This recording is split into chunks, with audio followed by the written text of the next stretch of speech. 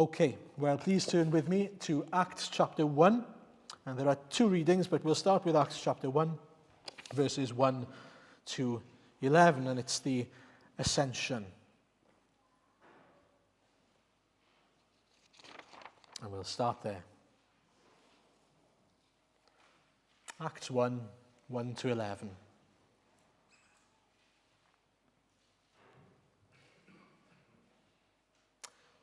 In my former book, Theophilus, I wrote about all that Jesus began to do and teach until the day he was taken up to heaven, after giving instructions through the Holy Spirit to the apostles he had chosen. After his suffering, he presented himself to them and gave many convincing proofs that he was alive. He appeared to them over a period of 40 days and spoke about the kingdom of God. On one occasion, while he was eating with them, he gave them this command: "Do not leave Jerusalem, but wait for the gift my Father promised, which you have heard me speak about. For John baptized with water, but in a few days you will be baptized with the Holy Spirit." Then they gathered around him and asked him, "Lord, are you at this time going to restore the kingdom to Israel?" He said to them, "It is not for you to know the times or dates the Father has set by his own authority. But you will receive power when the Holy Spirit comes on you, and you will be my witnesses in Jerusalem and in all Judea and Samaria and to the ends of the earth." After he said this, he was taken up before their very eyes, and a cloud hid him from their sight. They were looking intently up into the sky as he was going, when suddenly two men dressed in white stood beside them. "Men of Galilee," they said, "why do you stand here looking into the sky? This same Jesus who has been taken away from you into heaven will come back in the same way you have seen him go into heaven." And then lastly, Luke 24, verses 50 to 53, which is Luke's account of the ascension.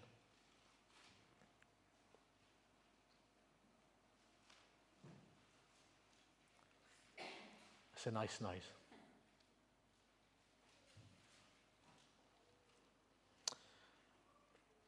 When he had led them out to the vicinity of Bethany, he lifted up his hands and blessed them. While he was blessing them, he left them and was taken up into heaven. Then they worshipped him and returned to Jerusalem with great joy. And they stayed continually at the temple, praising God.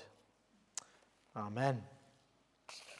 Okay, well, just to recap, and if you weren't there in the midweek studies, we looked at the Great Commission, which was that commission to go into the world and make disciples, baptizing them in the name of the Father, the Son, and the Spirit, and teaching them to obey all that he had commanded them. And so we are a called people, we are a sent people. And Jesus promised at the end there, "And surely I am with you always to the very end of the age." It's a very popular passage. And the next thing you know, Jesus is taken up into heaven out of their presence. And you can imagine they might be thinking to themselves, "Hang on, what's happened to I am with you to the very end of the age? I thought you were with me to the very end." And yet he has gone up into heaven. Well, it's not an accident. The ascension was a part of the plan, and Jesus, we'll come to this in a second, will be with them, but he will be with them differently perhaps to how they would have expected. But before we get there, tonight we're going to look at, firstly, why did Jesus ascend? Why the ascension?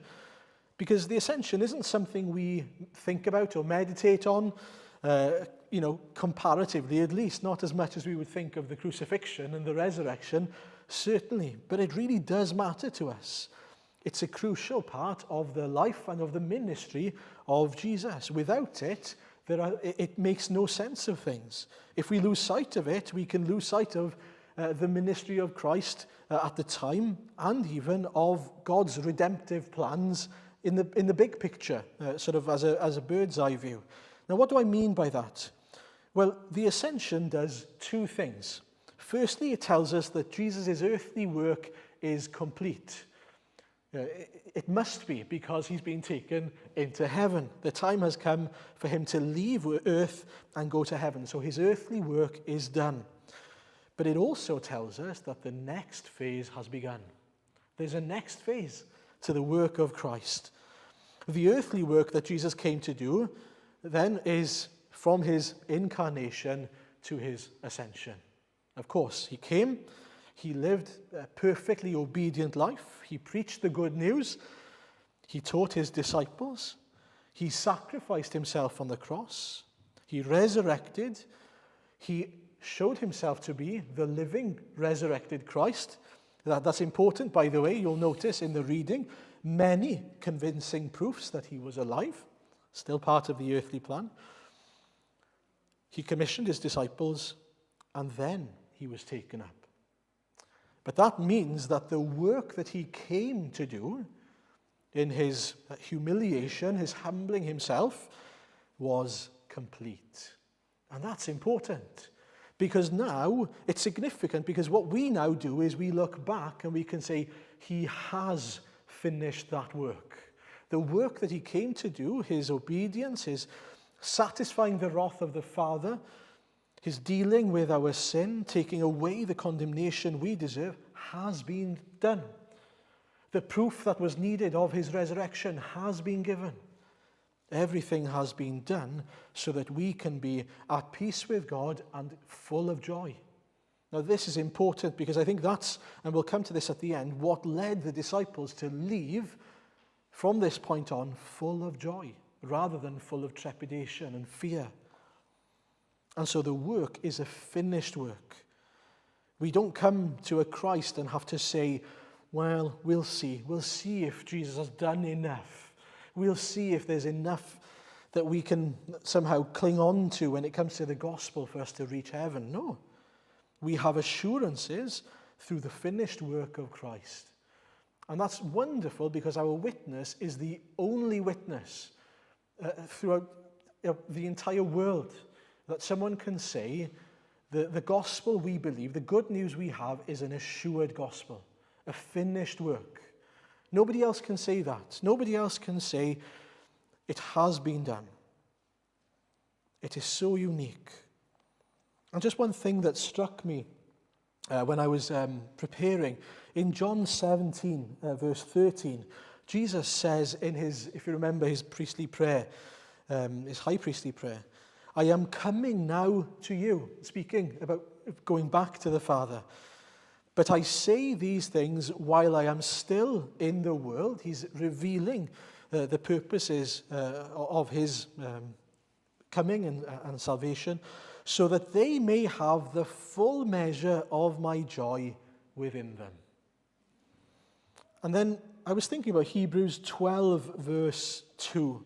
That's the passage about fixing our eyes on Jesus, author and perfecter of our faith.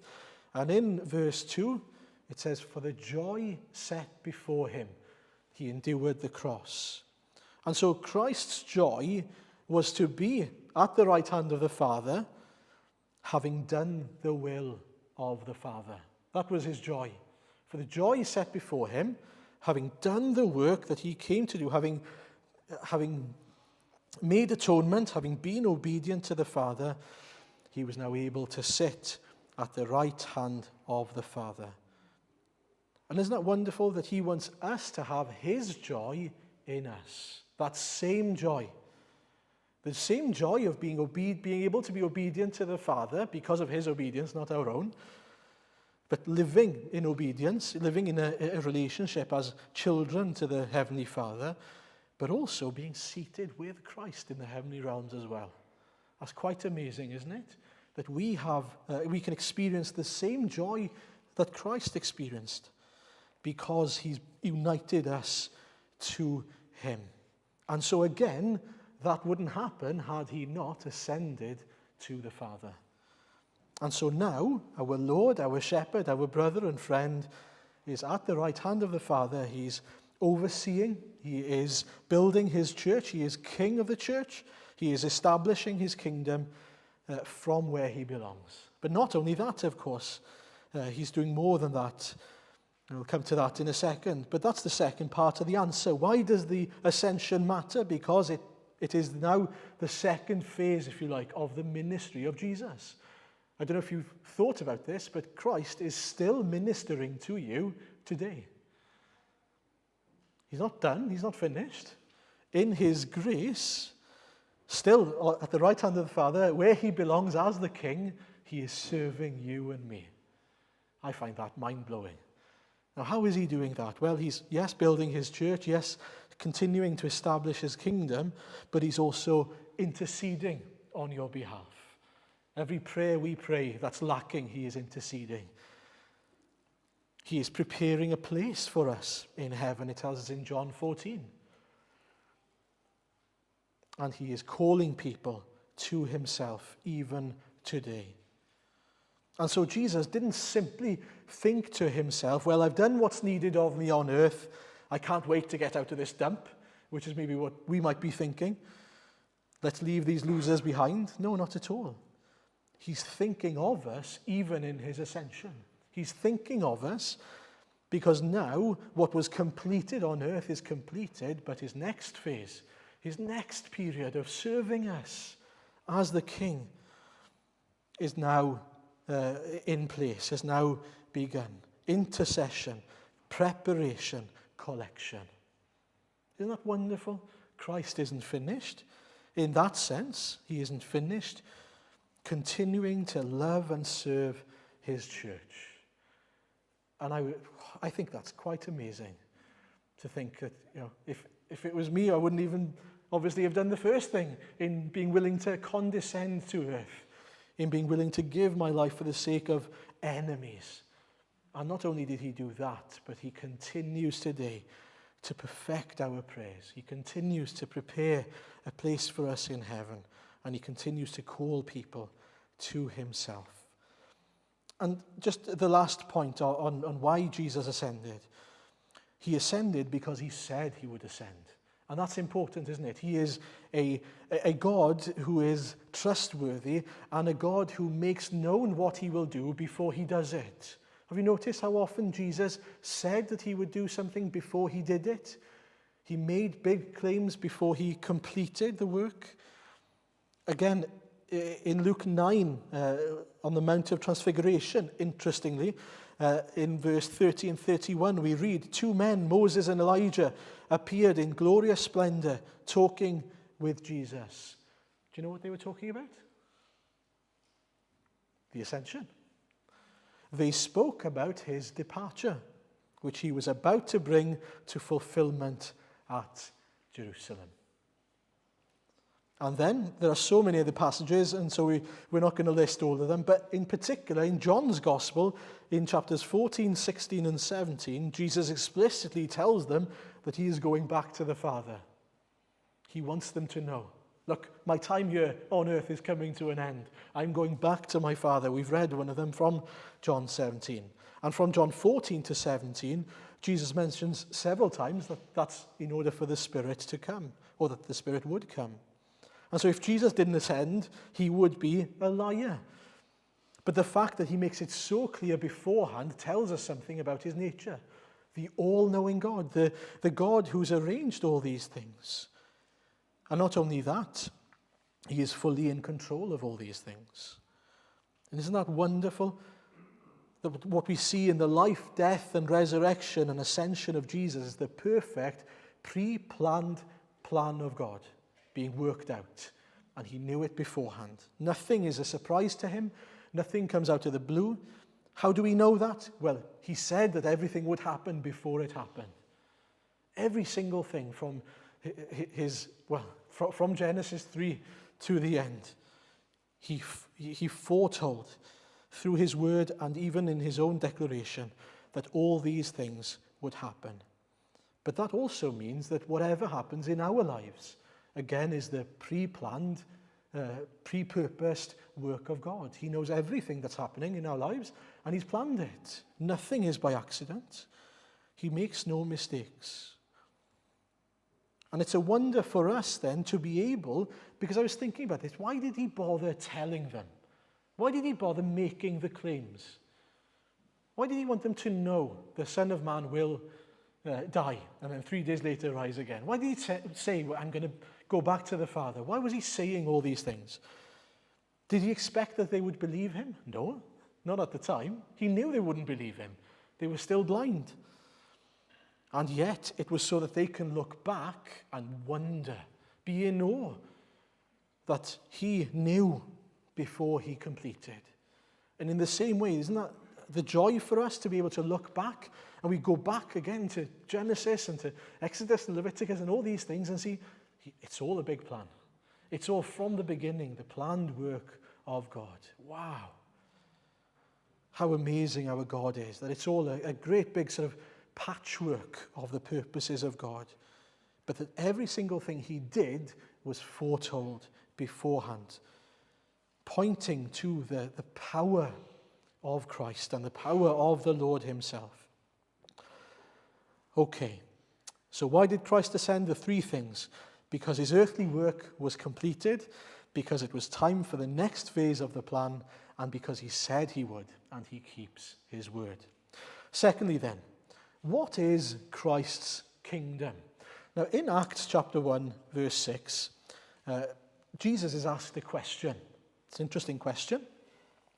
He's asked, Lord, are you at this time going to restore the kingdom to Israel? That's a question asked by his disciples. Now for a while, maybe I was reading that, thinking to myself, do you seriously not get it at this point? Are you still thinking that Jesus is an earthly king and they're waiting for a political king in a political earthly kingdom? But actually, I don't think that that's what they were asking at all. I think they were asking this, Lord, when are you going to spiritually restore the kingdom to Israel? I think they understood by this point, and I'll give you the reason why in a second, because of the answer that's given by Jesus. Because I think they'd understood from what he'd already taught them that his kingdom was not an earthly one, and that he came not to take over the Romans, but to forgive sin. But his response is this. Firstly, the response is, well, none of your business really, when that is. And he actually says, well, none of my business. He said to them, it's not for you to know the times or dates the Father has set by his own authority. And don't worry about that. But what he does point out is that they would be his witnesses in Jerusalem, yes, and in Judea and in Samaria and to the ends of the earth. You see, in response to what they ask, he says, not only will the spiritual kingdom be restored to Israel, but the spiritual kingdom will be restored to the ends of the earth. The spiritual kingdom reaches beyond earthly Israel. The spiritual kingdom is a kingdom that spans across all creation. And can you imagine that bombshell if you were the disciples? They would have been daunted enough by the prospect of taking the gospel of Jesus to every corner of Israel. That was a big task. That was a big challenge. But now he says, to the ends of the earth. Can you imagine what they were? Did he really say the ends of the earth? Is that really what we heard there? Does he really tell us that means that we are to take the gospel to Gentiles? I thought they were second-rate citizens. Those people don't know the scriptures. Those people worship idols. Those people worship creation. Those people worship stone and wood and metal. And we're meant to take the gospel to them. They don't even believe in the existence of God.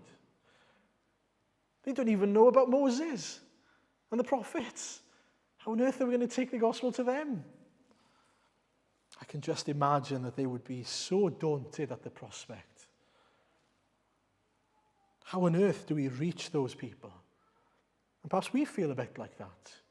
How on earth do we reach a people that don't even believe in the existence of God? Where do we start with them? How on earth do we begin? People who have filled their lives in Carmarthen with so many different idols and who come from so many different backgrounds and contexts. Well, there we are. That's the end of the sermon. Well, if that was the case, it would be quite dire, wouldn't it? But you may have noticed that I missed out a verse on purpose. Don't worry, I haven't forgotten about it. Because in verse 8, Jesus says, "But you will receive power when the Holy Spirit comes on you. And then," you could say, "you will be my witnesses in Jerusalem, Judea and Samaria, and all of the earth." You see, Jesus promises power in order for us to do what we've been called to do. And that brings me to the third point. We are promised power. He has promised power to the disciples. And we have received that same promised power through the person of the Holy Spirit. Again, from John 14 onwards, I've been so amazed, I'll be honest, in the week as I was preparing, just looking through from John 14 all the way through to the cross. It's quite amazing. Every chapter up to John 17 in particular, we hear about what's going to happen, how he prepares his disciples, how he makes it known to them where he's going, what he's doing, how he's doing it. And the big thing at the end of almost every chapter is, "And I'm sending you my Holy Spirit." I'm going to send you my Holy Spirit, the advocate, the comforter. And he emphasizes it in such a way to point out that this is for your sake, for our sake, that Jesus leaves so that the Holy Spirit would come. In John 16, he says that he prepares his disciples for persecution, first of all. But then he goes on to say, verse 7 and 8 of John 16, "But very truly I tell you, it is for your good that I am going away." And can you imagine when the disciples heard that? They go, "What? How on earth could it be good for us that you're going away?" But then he says, "Unless I go away, the advocate will not come to you. But if I go, I will send him to you. When he comes, he will prove the world to be in the wrong about sin and righteousness and judgment." And again, it's revealing something of the glory of Christ to us, that he is so humble, that he is so loving, that he says, "It's better for you. I'm going because it's better for you. Because when I go, you will receive my Spirit. And when you receive my Spirit, look at what happens. He, the person of the Spirit, will prove the world to be in the wrong about all these things." He will, not us, he will. About sin and righteousness and judgment. You see, the work of that conviction is through the Holy Spirit, not us. We can't convict someone. Yes, we can preach Christ. Yes, we can preach the gospel. But we cannot convict someone of their sin. It's only the Holy Spirit that can do that. It says it here. And why does that matter? What does that mean then? Well, he is the only one that has power, the only one that is able to bring someone to understand their condition, their sinful condition. Yes, it happens as we preach the gospel. We are the vessels, yes. But if we are vessels in our own strength, in our own wisdom, nothing will happen. And so the application for us is to not rely on our own strength, our own character, our own communication skills, or any other skill you may have. We don't make good witnesses because of those things. This is important. You are not a good witness or a bad witness because you lack those things. You are an effective witness when you seek and when you depend on the power of the Holy Spirit. When we pray, Spirit, come powerfully. When we pray, Spirit, would you convict them as I preach the gospel? Please, Holy Spirit, come. Spirit, help me not to lean on my own strength. Help me not to lean on my own sense of self-sufficiency. Empty me of it. Help me to lean on you. Guide me. Strengthen me. Speak through me. I trust in you. To save, to do as you will, not as I will. We have the person of the Holy Spirit, and that's the miracle, the amazing thing. It's a mystery, dwelling in us, working in us and through us. do we lean on him? Do we depend on him? Do we seek him? And some people might have struggles with that, seeking the person of the Holy Spirit. And it's important, obviously, the mystery of the Godhead, the Trinity, is a mystery after all. We can't fully understand the Trinity. And yet, at the same time, we have one God in three persons, one essence, three persons. We worship one God, but as Jesus points out himself, he works and makes himself known or makes himself manifest in three persons, Father, Son, and Spirit. That means that we have God the Father through the Son. But how do we approach the Father? We come through the Son. How do we come to the Son? Through the regenerating work of the Holy Spirit. We see the three-in-one working for our benefit. And yes, we can follow the example that Jesus gives us. How does Jesus teach us to pray? We pray to the Heavenly Father, because the relationship that we have is through Jesus to the Father. That's why he's come, that he's opened the door for us to come to the Father. So we come to the Father through the Son in the Spirit. Having said that, they are three distinct persons, which means we can approach all three of them for different reasons at times. So yes, that's our normal pattern perhaps, is to pray, Heavenly Father, come to the Father. But if you grieve the Spirit, say sorry to the Spirit. If you need the Spirit, ask the Spirit to come and help you. In the same way that if you seek the forgiveness of the Lord Jesus, you come to the Lord Jesus. Jesus himself said in John 14:14, if you ask me anything in my name, we can come and ask him anything in his name. Again, we have this wonder that we have the triune God at work in us. And yet, as I said, it's a mystery, which means we shouldn't try to sort of separate them to the degree that, they are different people. They are one God in three persons.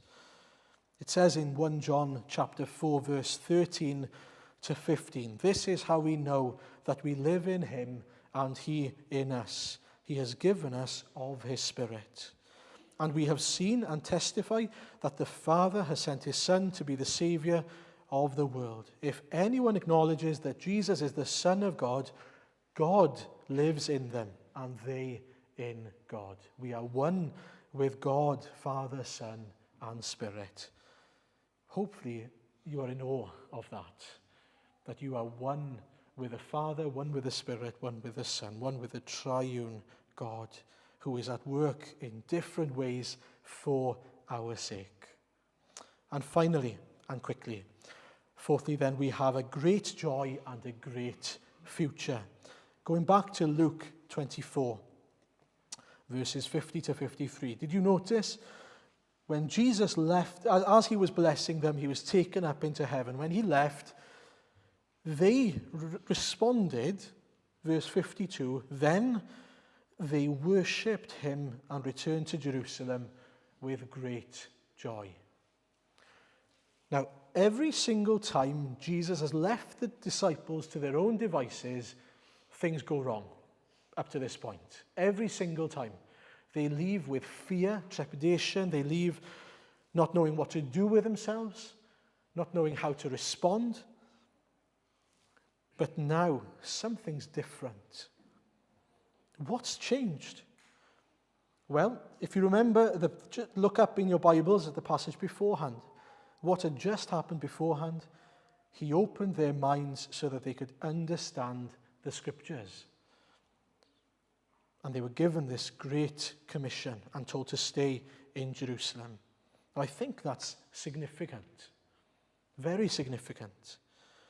They've realized who Jesus is, what he came to do, and what that means for them now. This is Jesus, and he's not just the King of Israel, he's the Savior of the world.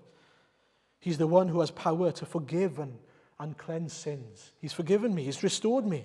He's the living God who's going back to the right hand of his Father. It's Jesus whose kingdom is spiritual, not earthly. It's Jesus who isn't leaving us forever, but he will come back. And that leads to them having great joy. now that they know who Jesus is. Great joy and worshipping him, because now they understand. He's been taken up, yes, but he's promised us he's going to be with us. And now that they understand the type of Messiah, the type of Savior Jesus is, they can rejoice in him. They can be full of joy. They are worshipping him. And they've understood now. They've understood what their role is. They don't need to fear. They don't need to hide away in Jerusalem anymore. That's what they did last week, do you remember? That's what they were doing the week before, was hiding away in a locked room because they were fearful of the leaders, the Jewish leaders. Well, they're not fearful anymore. In fact, they're in the temple daily worshipping God. They understand what a Savior we have, what a God we have. Look at what he's done for us. And even though he's not there, they now understand his promises stand. They understand he's gone back for our sake. He's gone back to do again what he promised he would do from heaven. That means they will receive his Spirit. They will receive power. And so they were trusting in his promises. They were rejoicing. Is the same true of us? Do we have the same joy? Our joy comes from understanding fully who Jesus is, first and foremost. If you want joy, you need to know who Jesus is, truly. He's not just a historical figure. He is not just a king. He is the King of Kings. Unless you come to know that, you will never know the joy that you receive by trusting in him. You won't be worshipping him unless you know that, because you haven't seen him as, or haven't received him as God himself. And so trust in him. Trust then in his promises. The same promises that are given to us. You see, they were trusting in the same promise that we now trust in. We have the same joy that they have and the same trust in the promise that they have. They were joyful because they had come to see who Jesus was, and they were trusting that he was coming back for them. Well, what's our joy? Seeing Jesus as the Messiah that he is, the saving Messiah, and trusting that he's going to come back for us. And we have no reason whatsoever to doubt it, because he is the God who makes promises, makes declarations, makes claims, and he backs them up every single time. Every single time. He's never let us down. He's never not done what he said he would do. And so, will you trust in the Lord Jesus? For your salvation, for who the Bible tells us he is, but also for all that he promises, all the things that are to come. I was thinking about this in Revelation, at the last chapter, chapter 22. Jesus says he's coming quickly or coming soon, depending on your version. And so what's the response to that? Oh, there we are. That's very nice. It isn't, is it? What's the response? Amen. Come, Lord. Come, Lord Jesus. That's interesting, isn't it? That when someone makes a promise, we can lean on that promise and approach the Lord with that promise and say, Lord, you've promised you would come soon. Please come soon. If I promise to my kids that I will give them sweets if they ask, I've got no qualms about that, but they'll ask, and they'll keep on asking until I give them. They're very diligent. Are we as diligent? The Lord has promised so many things to us. Are we diligent in asking him? Do we come back to him, to the well of promises in his word, and ask, Lord, you say this. You promise you would give us power. Lord, make your power known by your Spirit in Carmarthen today. Lord, you promise you will come soon. Lord, please come soon. Lord, you promised you would finish the work in me. I feel like I'm so far away from that being that finished work. Lord, continue to do the work in me. Please finish the work according to your promises. Lord, you promise this, you promise that. Please, would you do it? We have the privilege as his children, as those who belong to the Lord, to trust in and lean in, actively leaning on those promises. And so, yes, we can say, Amen, come, Lord Jesus, with regards to the second coming. But if you don't know Jesus, you can say, Lord, come to my heart today. Come and dwell in me by your Spirit.